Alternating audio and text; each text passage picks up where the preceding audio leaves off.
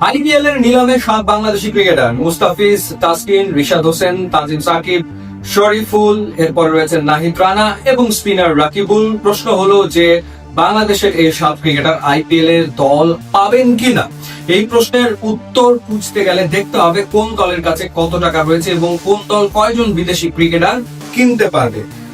দলের কাছে মোট রয়েছে 237,55,00,000 টাকা। এর ভেতরে সবচেয়ে বেশি টাকা নিয়ে নিলামে বসবে কলকাতা নাইট রাইডার্স, তাদের কাছে আছে 64,30,00,000 টাকা। দ্বিতীয় স্থানে রয়েছে চেন্নাই সুপার কিংস, তাদের কাছে আছে 43,40,00,000 টাকা। এই দুটো দল মুস্তাফিজের ব্যাপারে ডেফিনেটলি আগ্রহ দেখাতে পারে রিশাদ হোসেনের ক্ষেত্রে। সানরাইজার্স হায়দ্রাবাদের কাছে আছে 25,50,00,000 টাকা। লখনৌ সুপার জায়ান্টসের কাছে 22,95,00,000। দিল্লি ক্যাপিটালস, যে দলের মুস্তাফিজ সবশেষ সিজনে কয়েকটা ম্যাচ খেলেছেন, তাদের কাছে রয়েছে 21,80,00,000। রয়্যাল চ্যালেঞ্জার্স বেঙ্গালুরুর কাছে আছে 16,40,00,000। রাজস্থান রয়্যালস এর কাছে 16,05,00,000। গুজরাট টাইটান্স এর কাছে 12,90,00,000 এবং পাঞ্জাব কিংস এর কাছে আছে 11,50,00,000। সবচেয়ে কম টাকা মুম্বাই ইন্ডিয়ান্স এর কাছে 2,75,00,000 টাকা আছে মুম্বাই এর কাছে। এবার আমরা দেখি যে কোন দল কজন ক্রিকেটার কিনতে পারবে এবং বিদেশি কজনকে নিতে পারবে। 13 জন ক্রিকেটার কিনতে পারবে কলকাতা নাইট রাইডার্স এবং এর ভেতরে 6 জন বিদেশি তারা কিনতে পারবেন। সুতরাং কেকেআর ডেফিনেটলি আগ্রহ দেখাতেই পারে মুস্তাফিজ, রিশাদ কিংবা তাসকিনের ব্যাপারে। 10 জন ক্রিকেটার কেনার সুযোগ রয়েছে হায়দ্রাবাদে, তবে সেই ক্ষেত্রে মাত্র 2 জন বিদেশিকে তারা নিতে পারবে। চেন্নাই কিনতে পারবে 9 জন ক্রিকেটার, তার মধ্যে 4 জন বিদেশিকে তারা নিতে পারবে। চেন্নাই ও মুস্তাফিজের ব্যাপারে আগ্রহ দেখাতে পারে, কারণ চেন্নাইতে মুস্তাফিজ যখন খেলেছেন দারুণ খেলেছেন। রাজস্থানও 9 জন ক্রিকেটার কিনতে পারবে, তবে রাজস্থান বিদেশি নিতে পারবে মাত্র 1 জনকে। এছাড়া 8 জন ক্রিকেটার কিনতে পারবে দিল্লি এবং বেঙ্গালুরু। 5 বিদেশিকে কিনতে পারবে দিল্লি, বেঙ্গালুরু কিনতে পারবে 2 বিদেশিকে।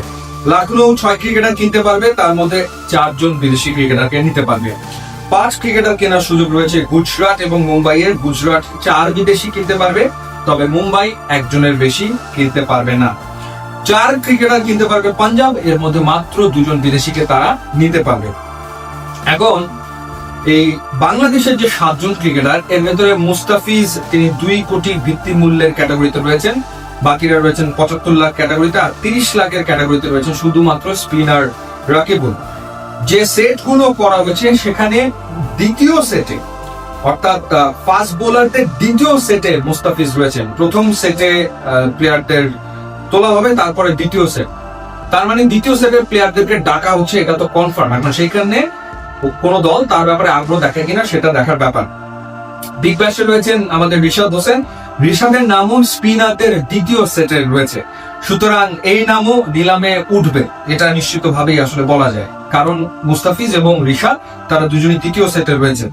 তাসকিন রয়েছেন তৃতীয় সেটে, তার নাম ওঠার সম্ভাবনা যথেষ্ট রয়েছে। চতুর্থ সেটে হচ্ছে তানজিম হাসান সাকিব এবং নাহিদ, তারা চতুর্থ সেটে। এই পর্যন্ত যাবে কিনা কে জানে। পঞ্চম সেটে হচ্ছে শরীফুল রয়েছেন, আর আনক্যাপড স্পিনারদের চতুর্থ সেটে রয়েছেন রাকিবুল। সো থার্ড সেট পর্যন্ত যেতে পারে, বাট ফোর্থ এবং ফিফথ সেট পর্যন্ত যাওয়াটা সত্যিকার অর্থেই ডিফিকাল্ট। কিন্তু 3 সেট পর্যন্ত যেতে পারে, সেই ক্ষেত্রে মুস্তাফিজ, রিশাদের নাম তো উঠবে এবং সেই ক্ষেত্রে তাসকিনের নাম ওঠার সম্ভাবনা রয়েছে। এখন দেখার ব্যাপার যে অ্যাভেলেবিলিটি, মুস্তাফিজ কিংবা রিশাদ বা তাসকিন তারা আসলে ফুল সিজনের জন্য অ্যাভেলেবল থাকবে না, কারণ নিউজিল্যান্ডের বিপক্ষে বাংলাদেশের সিরিজ আছে এবং সেই কারণে দলগুলো আগ্রহ কিন্তু নাও দেখাতে পারে। বাকিটা আমরা আসলে অপশনেই তো দেখতে পারবো।